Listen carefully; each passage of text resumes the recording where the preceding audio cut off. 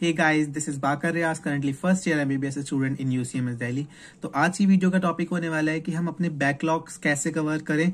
ये एक NEET aspirant की सबसे बड़ी प्रॉब्लम है। जब भी वो प्रिपरेशन फेज में होता है तो उसको जो सबसे ज्यादा चीज सताती है, जो रुकावट लाती है हमारी प्रिपरेशन में, वो ये होती है कि हमारे बैकलॉग्स बहुत क्रिएट होते हैं। कि हम अपने बैकलॉग्स को, एक तो फर्स्ट क्वेश्चन आता है कि हम बैकलॉग्स क्रिएट करना कैसे बंद करें, और सेकंड जो बैकलॉग्स प्रीवियस बन चुके हैं उनको हम कैसे खत्म करें। ये सबसे बड़ी एक इशू रहता है बच्चों के बीच। मैंने भी 2 दिन पहले कम्युनिटी पर एक पोस्ट डाली थी कि मैं बताइए नेक्स्ट वीडियो किस पर बनाऊं, तो सबसे ज्यादा बच्चों ने यही पूछा मुझसे कि भैया ये बताइए कि हम अपने बैकलॉग्स कैसे कवर करें। एक बैकलॉग जैसे मैंने आपको बताया वो प्रेजेंट का जो बैकलॉग है, जो आप अभी पढ़ रहे हैं, वो आगे जाकर बैकलॉग ना बन जाए, वो हम उसे कैसे रोकें। और जो आज जब मैंने वीडियो डाली है, जब आप ये वीडियो देख रहे हैं, इससे पहले कि आपके जितने बैकलॉग्स हो चुके हैं, हमें उनको कैसे कवर करना है। तो हम पहले ये वाली अप्रोच देख लेते हैं कि जो आज बैकलॉग्स बना रहे हैं एट प्रेजेंट, जो आप पढ़ रहे हैं, आज जो आपने पढ़ा, जो कल जो आप पढ़ेंगे, वो बैकलॉग्स कैसे ना बने। उसका सबसे बेहतर तरीका ये है कि आप डेली रिवीजन स्ट्रेटेजी बनाएं। डेली रिवाइज करना बहुत जरूरी है। यानी आपकी मेमोरी का, और अगर हम टाइम का ग्राफ देखें तो एक हाइपरबोला होता है। यानी अगर मेमोरी ऐसे वाई एक्सिस पर रखें और टाइम एक्स एक्सिस पर रखें तो ऐसे डिक्रीज होती है हमारी मेमोरी। जो हम पढ़ते हैं वो हमें ऐसे याद रहता है कि हम जो पहले 0 यानी t इज इक्वल टू 0 पर बहुत पीक पे होगा वो, और एक्सपोनेंशियली डिक्रीज होगा, हमें याद होना। यानी टाइम जैसे जैसे बीतेगा एक्सपोनेंशियली डिक्रीमेंट आएगा उसमें, हमें हमारी मेमोरी में।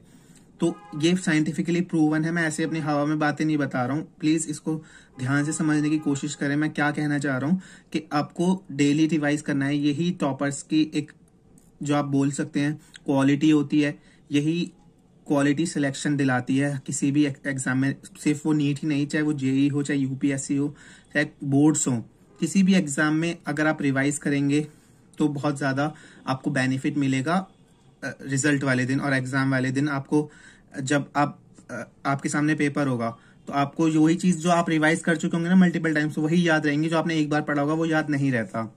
ठीक है, तो रिवीजन की स्ट्रेटेजी की वीडियो मैं बना चुका हूँ ऑलरेडी।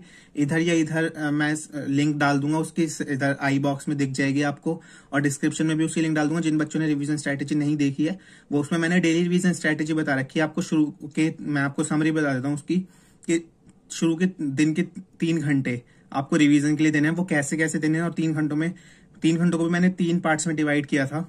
तो उन 3 पार्ट्स में क्या क्या करना है उसको आपको जानने के लिए वो वीडियो देख लीजिएगा। पूरी 6-7 मिनट की वीडियो है, ज्यादा टाइम नहीं लगेगा। मैं सीधा पॉइंट की बात करता हूँ, मैं इधर उधर की बातें नहीं करता। मुझे पता है क्योंकि आपका टाइम बहुत ज्यादा इंपॉर्टेंट है, तो इसलिए मैं सीधा पॉइंट वाली, मतलब प्रैक्टिकल बात करता हूँ। कोई ऐसी बात नहीं करता जो कि आप प्रैक्टिकली अप्लाई ना कर सकें।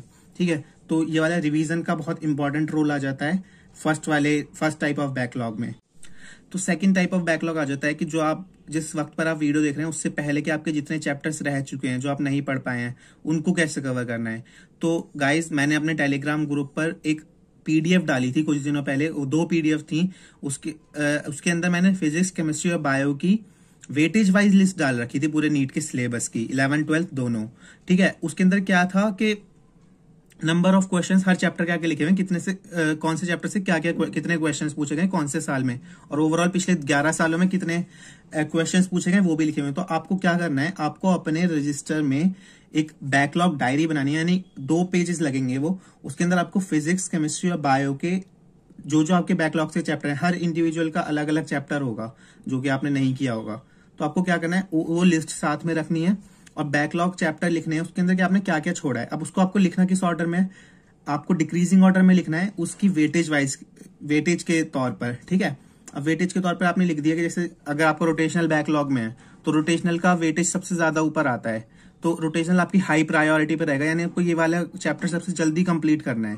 तो ये वाला चैप्टर सबसे जल्दी कंप्लीट करने के लिए हाई प्रायोरिटी ऑर्डर में रखेंगे, सबसे पहले रखेंगे। और जो सबसे लीस्ट है, यानी अगर किसी चैप्टर से एक क्वेश्चन पूछा जा रहा है, पॉलीमर्स मान लीजिए केमिस्ट्री का, तो पॉलीमर्स को सबसे नीचे रखेंगे। आपको ऐसे पूरी एक लिस्ट बना देनी है। उसके अंदर फिर मैं इंट्रोड्यूस कर रहा हूँ अल्फा बीटा गामा कॉन्सेप्ट।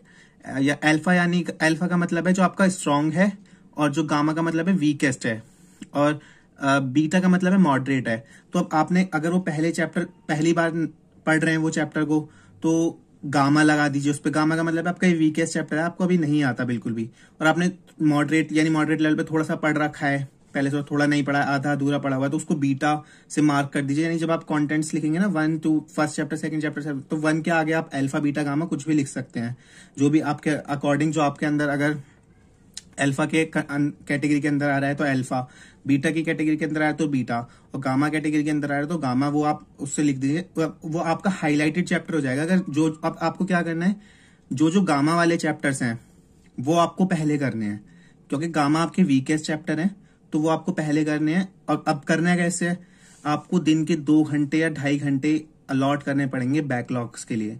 वो होंगे आपके बैकलॉग आवर्स। ये जरूरी होता है आपको। देखिए एक चीज बता रहा हूं मैं, distance is equals to speed into time. तो अगर आपका डिस्टेंस जो है वो, अगर हम मान के चलें कि सिलेबस है, नीट का सिलेबस वो कम नहीं हुआ है ना, टाइम कम हो चुका, तो डिस्टेंस कांस्टेंट है, टाइम डिक्रीज हो चुका, तो उस सेम डिस्टेंस को कम टाइम में कवर करने के लिए आपको अपनी स्पीड इंप्रूव करनी होगी। ये फिजिक्स प्रूव करती है, ये फॉर्मूला प्रूव करता है इस चीज को। तो आपको इस चीज को प्रैक्टिकली भी सोचना होगा कि आपको स्पीड अपनी बढ़ानी होगी। आप चाहे कितना बोल देंगे मुझसे नहीं हो रहा, आपको अगर 6 घंटे पहले पढ़ना पड़ता था तो आपको 10 घंटे पढ़ना पड़ेगा, 11 घंटे पढ़ना पड़ेगा। पूरे दिन आपको करना क्या होगा, बस पढ़ना ही होगा, खाना होगा, सोना होगा, और कुछ नहीं करना। 1 घंटे का ब्रेक ले लेना बीच में, वो भी 10-10 मिनट के ब्रेक लोगे काफी होंगे। पूरे दिन आप सोशल मीडिया से प्लीज थोड़ी दिनों के लिए गायब हो जाओ, इंस्टाग्राम वगैरह से, कोई जरूरत नहीं है इन चीजों की। वही लोग जो आज आपको ताने मार रहे होंगे ना, वही आपको अप्रिशिएट कर रहे होंगे जो आपका नीट का सिलेक्शन हो चुका होगा। ठीक है, मैं यही चाहता हूँ आफ्टर ऑल कि आपका नीट में सिलेक्शन हो। तो ये सब चीजें बंद कर देना, अपनी स्पीड इंप्रूव करो, और आपको 2-2.5 घंटे बैकलॉग्स को देने होंगे जो आपके पहले के। कोई मैं आपको मूल मंत्र नहीं बता सकता कि ये ऐसे आप अपना करंट पढ़ते रहो बस और बैकलॉग्स अपने आप पूरे हो जाएंगे। सिर्फ लिस्ट बनाने से नहीं होंगे, लिस्ट में जो चैप्टर्स हैं उनको कंप्लीट करना होगा। मैं बस आपको रास्ता दिखा सकता हूँ कि ऐसे लिस्ट बनाकर आपको थोड़ा सा जो प्रेशर क्रिएट हुआ है ना माइंड में, जो आप अभी प्रेजेंट जो चैप्टर्स पढ़ रहे होते हो, पीछे के चैप्टर जो बचे हुए होते हैं उनके प्रेशर की वजह से अभी जो आप चैप्टर्स पढ़ रहे हो वो नहीं कर पाते अच्छे से, उनमें एफिशिएंसी नहीं आ पाती। ये चीज खत्म हो जाएगी जब आपके पास एक लिस्ट होगी, आपको पता होगा कि हाँ मेरे 4 चैप्टर्स बैकलॉग में हैं।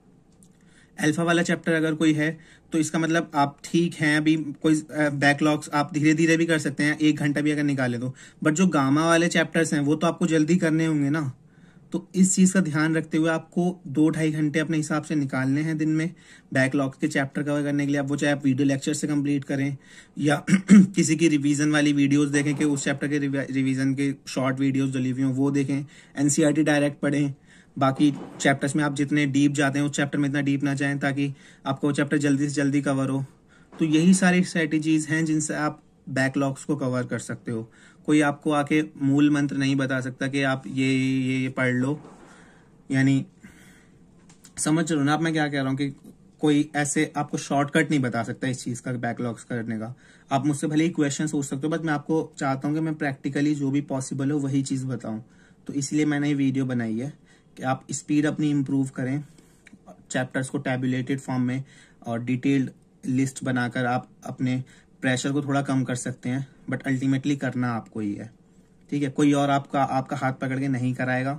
मैं आपके घर आके आपके चैप्टर्स कंप्लीट नहीं कराऊंगा, बस मैं आपको गाइड कर सकता हूँ। तो वो मैं कर भी रहा हूँ इन सारी वीडियोस को बनाकर।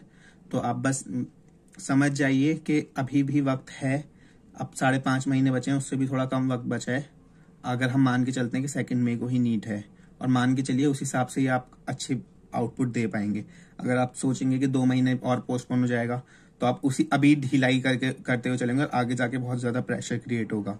तो मैं इस चीज से बचाने के लिए आपको बोल रहा हूँ कि अभी ही आप पढ़ाई स्टार्ट करें, और कोई भी डाउट्स आए तो टेलीग्राम ग्रुप्स हैं, टेलीग्राम का डिस्कशन चैनल है हमारा, उस पर जाकर आप डिस्क्रिप्शन बॉक्स में मैं लिंक दे दूंगा, वो ज्वाइन करें, ठीक है। Thank you, all the best.